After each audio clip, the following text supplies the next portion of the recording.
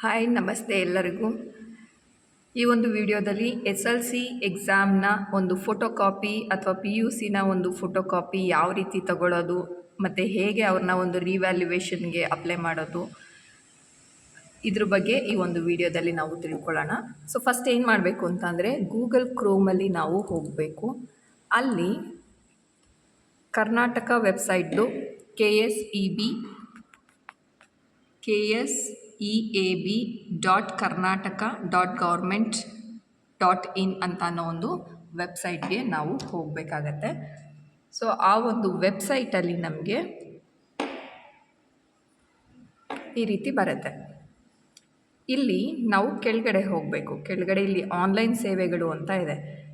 ಇಲ್ಲಿ SLC ಇಲ್ಲಿ options ಬರುತ್ತೆ. ನಮಗೆ SLC PUC ಯಾವುದು ಬೇಕೋ ಅದ್ರ ಬರುತ್ತೆ. ನಮಗೆ ಈಗ SLC ಬೇಕಾಗಿರೋದ್ರಿಂದ SLCಗೆ ಕ್ಲಿಕ್ ಮಾಡಿದ್ರೆ ಈ ರೀತಿ ಒಂದು ಆಪ್ಷನ್ನ ನಮಗೆ ಓಪನ್ ಆಗುತ್ತೆ.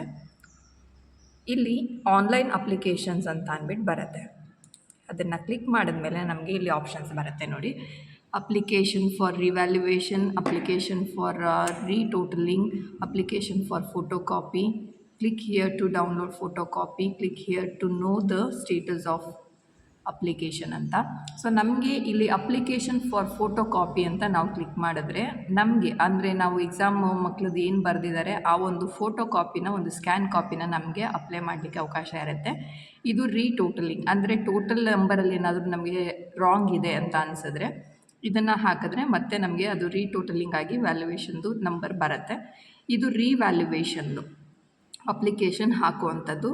ಇಲ್ಲಿ click here to download for photo copy, ನಮಗೆ ಫೋಟೋ ಕಾಪಿ ಏನಾದರೂ ಬಂದಿದೆ ಅಂತ ಅಂದರೆ ಇಲ್ಲಿ ಅವರ ಒಂದು ರಿಜಿಸ್ಟರ್ ನಂಬರ್ನ ಹಾಕಿ ನಾವು ಕ್ಲಿಕ್ ಮಾಡಿದ್ರೆ ಅದು ನಮಗೆ ಸಿಗತ್ತೆ, ಡೌನ್ಲೋಡ್ ಆಗಲಿಕ್ಕೆ ಅವಕಾಶ ಇರುತ್ತೆ. ಇದು ನಮ್ಮ ಸ್ಟೇಟಸ್ ಅಂದರೆ ನಾವು ಈಗ ಇದಿಷ್ಟು ಏನು ಹಾಕಿದ್ದೀವಿ ಅದರದ್ದು ಸ್ಟೇಟಸ್ ಎಲ್ಲಿ ವರ್ಕ್ ಆಗಿದೆಯಾ ಇಲ್ಲ ಏನಾದರೂ ಪೆಂಡಿಂಗ್ ಇದೆಯಾ ಅಂತ ಅನ್ನೋದನ್ನು ನಮಗೆ ಇದರಲ್ಲಿ ಸ್ಟೇಟಸಲ್ಲಿ ತೋರಿಸುತ್ತೆ. ಸೊ ಈಗ ನಾನು ಒಂದು ರಿವ್ಯಾಲ್ಯೂಯೇಷನ್ಗೆ ಹಾಕ್ತಾ ಇದ್ದೀನಿ. ಒಂದು ಎಕ್ಸಾಂಪಲ್ಗೆ ತೋರಿಸ್ತಾ ಇರುವಂಥದ್ದು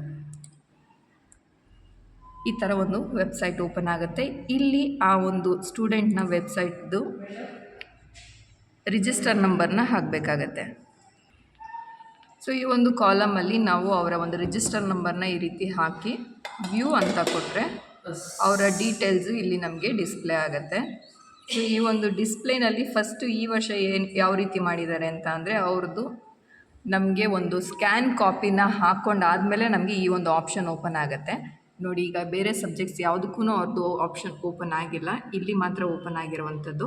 ಇನ್ನೆಲ್ಲದನ್ನು ಹೈಡ್ ಆಗಿದೆ, ಇದು ಮಾತ್ರ ನಮಗೆ ಡಾರ್ಕಲ್ಲಿ ಕಾಣಿಸ್ತಾ ಇದೆ. ಸೊ ನಮಗೆ ಎಸ್ ಅಂತ ಇಲ್ಲಿ ಯಾವ ಸಬ್ಜೆಕ್ಟನ್ನ ಅವರು ರಿವ್ಯಾಲ್ಯೂಯೇಷನ್ಗೆ ಹಾಕ್ತಾರೆ ಅದನ್ನು ಎಸ್ ಅಂತ ಕೊಟ್ಟರೆ ನಮಗೆ ಈ ರೀತಿಯಲ್ಲಿ ಅಮೌಂಟ್ ಇಲ್ಲಿ ತೋರಿಸುತ್ತೆ. ಕೆಳಗಡೆ ಟೋಟಲ್ ಅಮೌಂಟು ಮತ್ತು ಮೊಬೈಲ್ ನಂಬರ್, ಈ ಒಂದು ನಂಬರ್ ಏನು ಕೊಡ್ತೀರಾ ಆ ನಂಬರ್ಗೆ OTP ಬರುತ್ತೆ ಮತ್ತು ಅದರ ಒಂದು ಸ್ಕ್ಯಾನ್ ಕಾಪಿ ಇರ್ಬೋದು ಅಥವಾ ಈ ಒಂದು ರಿವ್ಯಾಲ್ಯೂಯೇಷನ್ ಆದಮೇಲೆ ಅದಕ್ಕೆ ಮಾಹಿತಿ ಇಲ್ಲಿಗೆ ಬರುತ್ತೆ. ಮತ್ತು ಮೇಲ್ ಅಡ್ರೆಸ್ಸನ್ನು ಕೊಡಬೇಕು, ನಮ್ಮ ಮೇಲ್ ಅಡ್ರೆಸ್ಗೂ ಬರುತ್ತೆ. ಅಕೌಂಟ್ ನಂಬರ್ ಇಲ್ಲಿ ನಮಗೆ enter your account details for refund, in case ಏನಾದರೂ ಪ್ರಾಬ್ಲಮ್ ಆಯಿತು ಅಂತಂದರೆ ನಮಗೆ ಇಲ್ಲಿ ರೀಫಂಡ್ ಆಗುತ್ತೆ. ಯಾವ ಒಂದು ಅಕೌಂಟ್ ನಂಬರಿಂದ ನಮ್ಮದು ಡಿಡಕ್ಟ್ ಆಗುತ್ತೆ ಅದನ್ನು ಕೊಟ್ಟರೆ, ಮತ್ತು ಆ ಒಂದು ಸ್ಟೂಡೆಂಟ್ನ ಅಡ್ರೆಸ್ ಪೋಸ್ಟಲ್ ಅಡ್ರೆಸ್ ಏನಿರುತ್ತೆ ಅದನ್ನು ಪೋಸ್ಟಲ್ ಅಡ್ರೆಸ್ ಕೊಟ್ಟು ಇಲ್ಲಿ ಜನ್ರೇಟ್ OTP ಅಂತ ಕೊಟ್ಟರೆ ಇಲ್ಲಿ ನೀವು ಯಾವ ನಂಬರ್ನ ಕೊಟ್ಟಿರ್ತೀರೋ ಆ ಒಂದು ನಂಬರ್ಗೆ ಒಂದು OTP ಬರುತ್ತೆ. ಆ ಒಂದು OTP ಬಂದಮೇಲೆ ನಮಗೆ ಪೇಮೆಂಟ್ ಆಪ್ಷನ್ ಓಪನ್ ಆಗುತ್ತೆ. ಸೊ ಇದಿಷ್ಟು ಪ್ರೋಸೆಸ್ ಆದಮೇಲೆ ನಮಗೆ ಒಂದು ವಾರ ಅಥವಾ ಒಂದು ವಾರದ ಒಳಗಾಗಿ ನಮಗೆ ಈ ಒಂದು ಡೀಟೇಲ್ಸ್ ನಮಗೆ ಬರುತ್ತೆ. ರಿವ್ಯಾಲ್ಯೂಯೇಷನ್ನ ಒಂದು ಡೀಟೇಲ್ಸ್ ನಮಗೆ ಸಿಗುತ್ತೆ. Thank you for watching my channel.